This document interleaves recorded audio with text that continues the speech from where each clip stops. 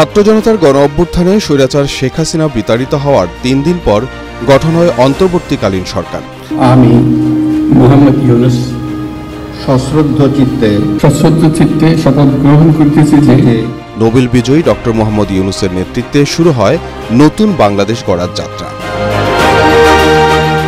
জুলাই গণহত্যার বিচার, রাষ্ট্রের মৌলিক সংস্কার ও গ্রহণযোগ্য নির্বাচনের মাধ্যমে ক্ষমতা হস্তান্তর, এই 3 কাজকে সামনে রেখে চলে সরকারের কর্মযজ্ঞ। তবে শুরুতেই নানা দাবি দাওয়ার আন্দোলন সামাল দিতে হিমশিম খেতে হয় সরকারকে। 16 বছরে গড়ে ওঠা নানা বৈষম্যের বিরুদ্ধে 300-র বেশি আন্দোলন হয় ইউনূস সরকারের 1 বছরে। একই সাথে গণ অভ্যুত্থানের পর আইনশৃঙ্খলা নিয়ন্ত্রণ এবং চাঁদাবাজি ও মব ঠেকাতে সরকারের ভূমিকা নিয়ে তৈরি হয় প্রশ্ন। গণ অভ্যুত্থানের মধ্য দিয়ে যেই সরকার প্রতিষ্ঠিত হয়েছিল, তাদের প্রতি দেশের মানুষের যে জন আকাঙ্ক্ষা সেটা একটা নিরাপদ বাংলাদেশের ছিল, সেটা জনজীবনের স্বস্তির একটা প্রত্যাশা ছিল, নিরাপত্তার একটা প্রত্যাশা ছিল। কিন্তু আমরা দেখছি গত 1 বছরে এই বাংলাদেশ নিরাপদ বাংলাদেশ হয়নি। যেই সমস্ত দেশে বিদ্রোহ এই ধরনের গণ অভ্যুত্থান হয় বা বিপ্লব হয়, ওর পরে অনেক দিন ধরে পলিটিক্যাল ইনস্টেবিলিটি থাকে, স্টেবিলাইজ হইতে সময় নেয়, খুব রিভেঞ্জ কিলিং হয়। গত 1টা বছরে আমরা স্টেবিলিটি আনতে পেরেছি। প্রধান উপদেষ্টা প্রেস সচিব শফিকুল আলমের দাবি, দ্রব্যমূল্য পরিস্থিতি নিয়ন্ত্রণ, ভঙ্গুর অর্থনীতি পুনরুদ্ধার এবং যুক্তরাষ্ট্রের ঘোষিত ট্যারিফ কমানো সরকারের বড় সাফল্য। তার দাবি, জুলাই গণহত্যার বিচারও বেড়েছে গতি, যদিও আছে ভিন্ন মত। রোজায় খাদ্যদ্রব্য থেকে বলতে অন্যান্য সব কিছুর দাম কমেছে, বাড়েনি। যে ইকোনমি আমাদেরকে রেখে গেছে, এটা তো ভয়াবহ একটা বড় রকমের একটা ভূমিকম্প।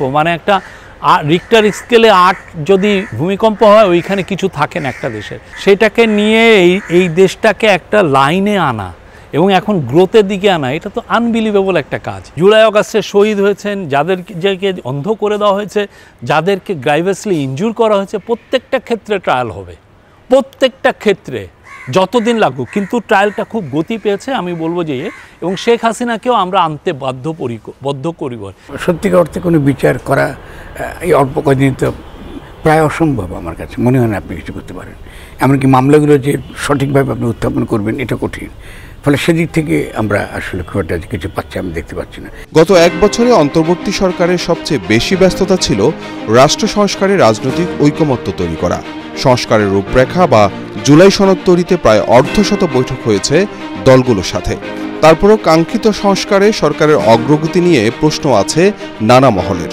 আমাদের দেশ গঠনের যে একটা দীর্ঘস্থায়ী একটা বুদ্ধিবৃত্তিক আন্দোলন গড়ে তুলবার যেই গুরু দায়িত্বটা এই সরকারের ছিল, সেই সরকার সেখানে পুরোপুরিভাবে ব্যর্থ হয়েছে।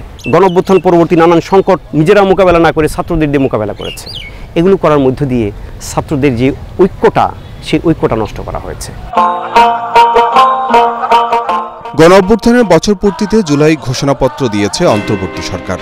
প্রধান উপদেষ্টার নির্বাচনের সুনির্দিষ্ট সময় ঘোষণায় ভোট নিয়েও সংশয় কেটেছে অনেকটা। গণতান্ত্রিক বাংলাদেশ বাস্তবায়নের জন্য খুবই ক্রুশিয়াল কাজগুলো হয়েছে। আমরা ইলেকশনের কাজটা খুব দ্রুত করেছি। তবে সমাজচিন্তক ফরহাদ মজহারের মতে, গণ অভ্যুত্থানের আকাঙ্ক্ষা বাস্তবায়নে সঠিক পথেই হাঁটেনি সরকার। জনগণ তো শুধু নির্বাচনের জন্য তো জীবন দেয়নি, তারা একটা রাষ্ট্র চেয়েছে। এটা নতুন রাষ্ট্র গঠনের জন্য একটা নতুন গঠনতান্ত্রিক প্রক্রিয়া শুরু করেছে, এটাকে বলে প্রোক্লেমেশন।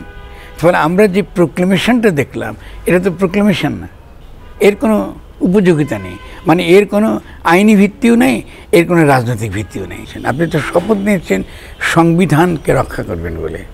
সংবিধানকে রক্ষা করার মানে হলো পুরো ব্যবস্থাকে আপনি টিকিয়ে রেখেছেন। তো এখান থেকে সত্যিকার অর্থে আমার 8 তারিখে যখন এই শপথটা নেওয়া হলো, তখন থেকে আমি বলেছি যে এটা একটা সাংবিধানিক প্রতিবিপ্লব হয়েছে। সবকিছু ঠিক থাকলে আগামী ফেব্রুয়ারিতে জাতীয় নির্বাচন আয়োজনের মাধ্যমে রোজার আগেই সমাপ্তি ঘটতে পারে ইউনূস সরকারের। ইকরামুল হক সায়েম, এটিএন বাংলা, ঢাকা।